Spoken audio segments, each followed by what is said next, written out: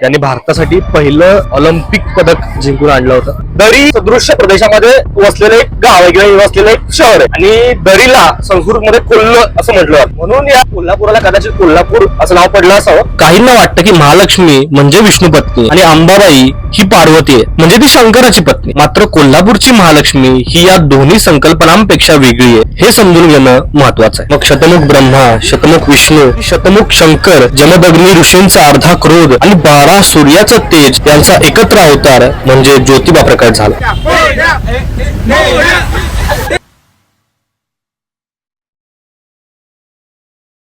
नमस्कार मंडळी, मी प्रणय आणि माझ्या युट्यूब चॅनलवर तुमचं मनापासून स्वागत आहे. काल आपण पंढरपूरला होतो आणि आज आपण कोल्हापूरला आलोय. काल पंढरपूरवरून बसने आम्ही कोल्हापूरला आलोय आणि आज सकाळी म्हटलं लवकर पहिलं महालक्ष्मी दर्शन घेऊ आणि त्यानंतर मग आम्ही ज्योतिबाचं दर्शन घेण्यासाठी जाणार आहे. आणि त्यानुसार वेळ जसा मिळेल त्यानुसार मग लक्ष्मी विलास पॅलेस किंवा शाहू पॅलेस आम्ही करणार आहे. सध्या आम्ही या दादांच्या गाडीमधून चाललोय महालक्ष्मीला. तुझं नाव काय दादा? बसवराज पुरी. काय म्हणला? बसवराज पुरी. बसवराज पुरी कुरी. तर मी यांचा नंबर वगैरे खाली येईल स्क्रीनवर. तर तुम्हाला काही कोल्हापूरमध्ये आल्यानंतर गाडी वगैरे भाड्याने पाहिजे असेल तर यांना नक्की कॉन्टॅक्ट करा. आणि गॅरेज वगैरे पण आहे यांचं. हा, गॅरेज वगैरे पण आहे. कुठे गॅरेज? पाचगाव मध्ये टू व्हीलरचं गॅरेज पण आहे आणि ड्रायव्हिंगचं पण आपल्याला असतंय. तर गॅरेज पण यांचं आणि गाडी सुद्धा भाड्याने वगैरे मिळेल तुम्हाला कोल्हापूरमध्ये. त्यामुळे बिनधास्त कॉन्टॅक्ट करा यांना. आपल्याच कॉन्टॅक्ट मधले. आपण आता महालक्ष्मी मंदिराकडे चाललोय. पण त्याआधी मला एक सांगायचं होतं की आपण आता कोल्हापूरमध्ये, तर कोल्हापूर या नावाची व्युक्ती कशी झाली किंवा करवीर सुद्धा असं म्हणतात. म्हणजे कोल्हापूरच्या महालक्ष्मीला किंवा अंबाबाई असं सुद्धा म्हटलं जातं महालक्ष्मीला. तर तिला करवीर निवासिनी असं सुद्धा म्हटलं जातं. म्हणजे कोल्हापूरचे अनेक नाव आहेत. कोल्हापूर हे नाव असण्याचे 2 कारण आहेत. एक तर पहिलं कारण असं की कोल्हापूर हे एका दरी सदृश्य प्रदेशामध्ये वसलेलं एक गाव आहे किंवा वसलेलं एक शहर आहे आणि दरीला संस्कृतमध्ये कोल्ह असं म्हटलं जातं. म्हणून या कोल्हापुराला कदाचित कोल्हापूर असं नाव पडलं असावं. आणि दुसरं एक कारण म्हणजे अंबाबाईने कोल्हापुराचा जेव्हा वध केला त्यानंतर त्या कोल्हापुरानं वरदान मागितलं की या शहराचं नाव माझ्या नावाने असायला हवं. म्हणून मग ते कोल्हापुराच्या नावानं कोल्हापूर असं नाव पडलं. आणि करवीर नावामागचा जो इतिहास आहे त्याचं कारण हा या कोल्हापुराचा मुलगा म्हणजे कोल्हापुराच्या वधाआधी महालक्ष्मीनं किंवा अंबाबाईनं करवीरासूर नावाच्या एका राक्षसाला मारलं होतं. आणि त्या करवीरासुराचा वधाचा बदला घेण्यासाठी हा कोल्हापूर आला होता. करवीरासुराचा वध केल्यानंतर करवीरासुरानं सुद्धा असंच सेम वरदान मागितलं की माझ्या नावानं या शहराचं नाव असायला हवं. म्हणून मग या कोल्हापूरला करवीर असं सुद्धा म्हटलं जातं. आता हे कोल्हापूरच्या नावाची व्युक्ती तर आपल्याला समजली आहे. आता महालक्ष्मी की अंबाबाई नक्की काय नाव आहे या देवीचं? आणि हे 51 शक्तिपीठामधलं एक म्हणजे 51 जे शक्तिपीठ आहेत भारतातली आणि महाराष्ट्रातली जी 3.5 शक्तिपीठ आहेत त्या 3.5 शक्तिपीठांमधलं एक शक्तिपीठ हे या कोल्हापूरमध्ये. आता ते शक्तिपीठ पण आहे आणि महालक्ष्मी ही या सृष्टीची निर्माती सुद्धा आहे. आम्ही असं का म्हणतोय हे मी तुम्हाला थोड्या वेळाने सांगेलच ज्यावेळी मी मंदिरात पोहोचेल. तर आम्ही आता महालक्ष्मी मंदिरात नुकतंच आम्ही आता महालक्ष्मी मंदिरात पोहोचलोय.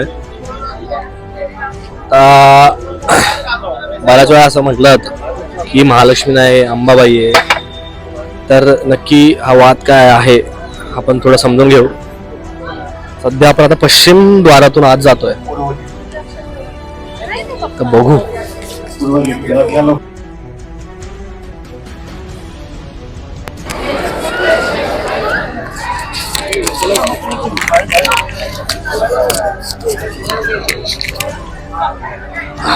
हे जे मंदिर दिसतंय ते साधारणपणे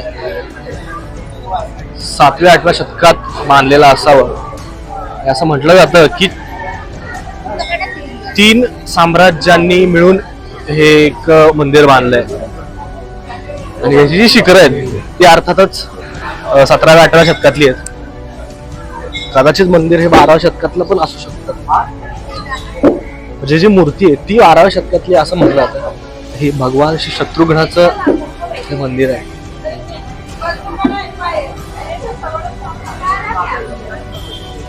हा आहे उत्तर दरवाजा.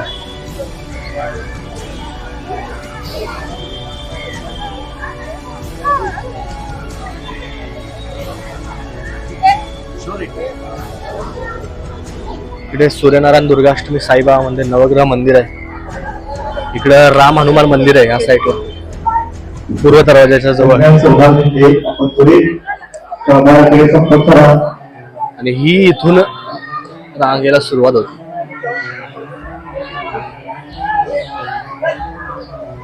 पूर्व दरवाजाच्या इथून. पण कोल्हापूरमध्ये आहे आणि महालक्ष्मी मंदिराच्या बाहेर आहे जिथून लाईन सुरुवात होते. आणि माझ्या समोर इथं खाशाबा जाधवांचं एक स्मारक तर दिसतंय मला. खाशाबा जाधव कोण होते तर ज्यांनी भारतासाठी पहिलं ऑलिम्पिक पदक जिंकून आणलं हे खाशाबा जाधव. तर दाखव तुम्हाला कॅमेरा बॅक करून. तर हेच ते स्मारक आहे खाशाबा जाधवांचं, यांनी भारतासाठी पहिलं ऑलिम्पिक पदक जिंकून आणलं होतं.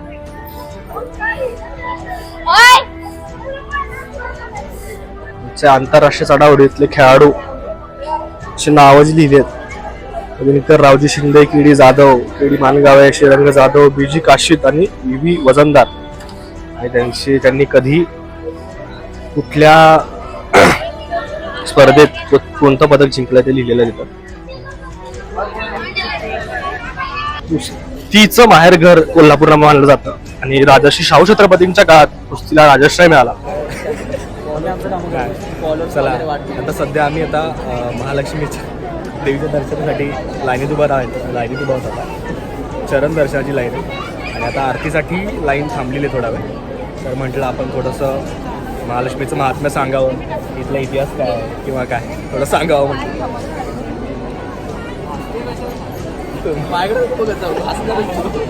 नाही ठीक आहे परंपरा नाही नाही सिरियसली एक गोष्ट सांगतो. कसं आहे महालक्ष्मी की अंबाबाई असा अनेक वेळा वाद निर्माण होतो. काय तुम्हाला पण सांग. हां काय होतं की बऱ्याच वेळा असा एक प्रश्न पडतो की ही महालक्ष्मी आहे की अंबाबाई. ठीक आहे.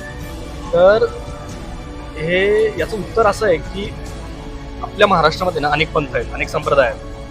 मग वैष्णव संप्रदाय, वैष्णव पंथ, शाक्त पंथ, गाणपत्य संप्रदाय, वैष्णव पंथ. आणि या प्रत्येक पंथासाठी त्यांचा उपास्य देव हाच सृष्टी निर्मितीचा कर्ता मानला जातो. म्हणजे शैवपंथीयांसाठी शिवाने सृष्टी निर्माण केली, वैष्णवांसाठी विष्णूने, तर शाक्त पंथ म्हणजे शाक्त संप्रदायासाठी आद्य शक्ती म्हणजेच महालक्ष्मीने सृष्टीची निर्मिती केली आहे असं मानलं जातं. म्हणजेच कोल्हापूरचं हे जे मंदिर आहे हे याच आद्य शक्ती महालक्ष्मीचे मंदिर आहे. हे ठामपणे सांगण्याचं कारण म्हणजे दुर्गा सप्तशती या ग्रंथात महालक्ष्मी देवीचे सविस्तर वर्णन येतं आणि त्या वर्णनाशी जुळणारी मूर्ती आज आपण कोल्हापूरच्या महालक्ष्मी मंदिरात पाहतो. म्हणजे याचा अर्थ काय होतो तर काहींना वाटतं की महालक्ष्मी म्हणजे विष्णू पत्नी आहे तर आणि अंबाबाई ही पार्वती आहे म्हणजे ती शंकराची पत्नी. मात्र कोल्हापूरची महालक्ष्मी ही या दोन्ही संकल्पनांपेक्षा वेगळी आहे हे समजून घेणं महत्वाचं आहे.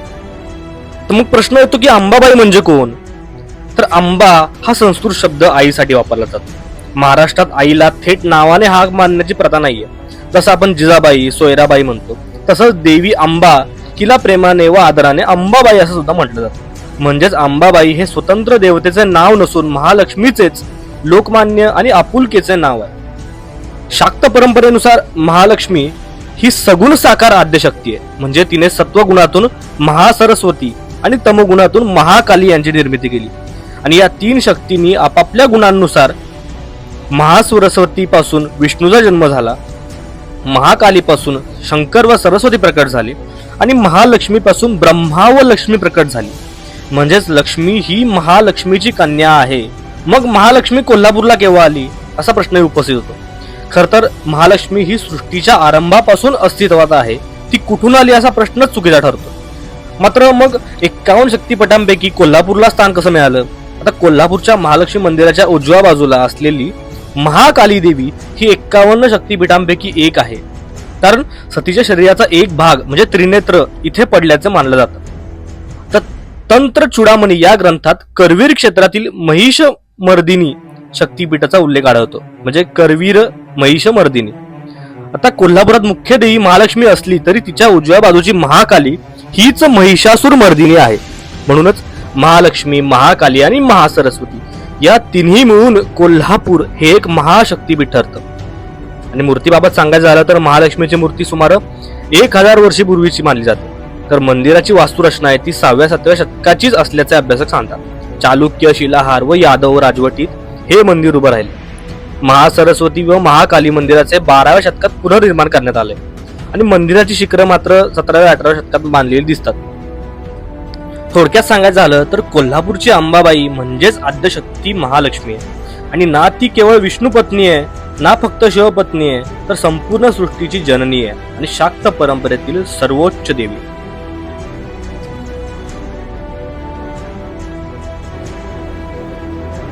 मगाशी सांगितल्याप्रमाणे महाकालीचं हे जे मंदिर आहे ते इथेच या महालक्ष्मी मंदिराच्या बाजूलाच आहे. म्हणजे महालक्ष्मी, महाकाली आणि महासरस्वती असं तिघांचं मंदिर किंवा तिघांची जागा बाजूबाजूलाच आहे. हे महासरस्वतीचं मंदिर.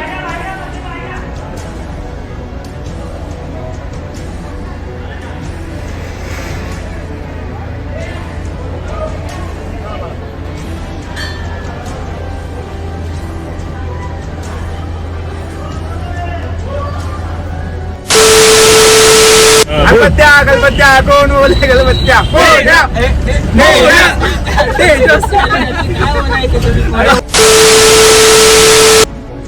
करवीर निवासिनी महालक्ष्मी अंबाबाईच्या दर्शनानंतर आम्ही निघालो दख्खनच्या रायाच्या दर्शनासाठी, म्हणजेच देव ज्योतिबाच्या दर्शनासाठी.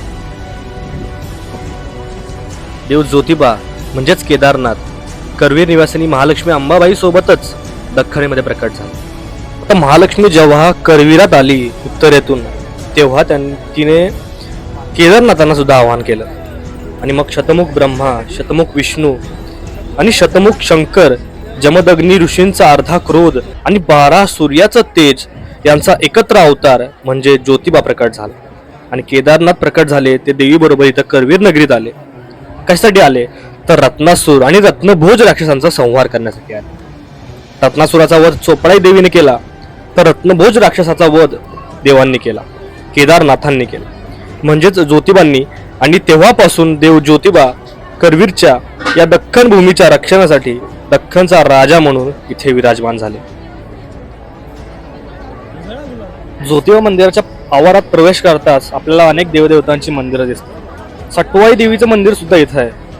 त्यासोबत काळ भैरवनाथाचं प्रसिद्ध मंदिर सुद्धा इथं आहे. तर एक विशेष गोष्ट म्हणजे नवविवाहित जोडपी लग्नानंतर इथे येतात आणि गोंधळ घालून नवजीवनाची सुरुवात करतात. आता ज्या काळ भैरवनाथाबद्दल मी बोललो तो केवळ देव नाहीये, तर ज्योतिबा देवाच्या सेनेचा सेनापती सुद्धा आहे. म्हणजे आपण एका गाण्यात ऐकलं असेल की कोतवाल तू काशीचा सर सेनापती इथे झाला. म्हणजे काय तर काशीचा कोतवाल असलेला काळ भैरव ज्योतिबा देवासोबत इथे दख्खणीत आला आणि रत्नासूर व रत्नभोज या राक्षसांशी झालेल्या युद्धात ज्योतिबा देवाच्या सैन्याचं नेतृत्व त्यानं केलं, अशी लोककथा सांगितली जाते. काळ भैरवनाथाच्या मंदिरासमोर एक दादा थंडगार ताक विकत होते. दुपारच्या उष्णतेत ते ताक अक्षरशः अमृतासारखं वाटलं आणि आम्ही सगळ्यांनी ते ताक प्यायलो आणि ताजेतवाने झालो. ज्योतिबाचं दर्शन तर झालेलंच, त्यानंतर मंदिराच्या बाहेर असलेल्या स्टॉल्सवरून सर्वांनी आम्ही प्रसाद घेतला. दर्शन झाल्यानंतर आमचा पुढचा प्लॅन होता कोल्हापूर शहरातली शाहू पॅलेस पाहण्याचा, म्हणून आम्ही थेट तिकडे गेलो. शाहू पॅलेसला पोहोचल्यानंतर तिकीट काढायला बरीच रांग लागलेली होती. इथे एक गोष्ट लक्षात ठेवण्यासारखी आहे की तिकीट फक्त सायंकाळी 5:30 वाजेपर्यंत मिळतात आणि आम्ही साधारण 4:45ला पोहोचलो आणि थोडा संयम ठेवल्यानंतर 5:05ला शेवटी आम्हाला तिकीट मिळालं. त्यानंतर आम्ही आज जाऊन शाहू पॅलेस पाहिला. हा पॅलेस म्हणजे कोल्हापूरच्या इतिहासाची जिवंत साक्ष आहे. राजेशाही वास्तू, भव्यता आणि शांत वातावरण हा खूपच वेगळा अनुभव होता. इतकं सगळं फिरल्यानंतर पोटाची आठवण येणं साहजिक होतं, म्हणून आम्ही थेट गेलो कोल्हापूरचं प्रसिद्ध माणिक हॉटेल. इथं आम्ही तांबडा आणि पांढरा रस्सा प्यायलो, मटण थाळी खाल्ली. कोल्हापूरची चव म्हणजे काय असते याची खरी ओळख इथेच होते. छान जेवण झाल्यावर आमची कोल्हापूरची सफर इथेच संपली. आम्ही महालक्ष्मी एक्सप्रेस पकडून पुन्हा ठाण्याच्या दिशेने निघालो. हा संपूर्ण प्रवास म्हणजे ज्योतिबा दर्शन, शाहू पॅलेस, कोल्हापुरी जेवण आणि शेवटी ट्रेनचा प्रवास खूप आठवणी देऊन गेला. चला तर मग भेटूया पुढच्या ब्लॉगमध्ये.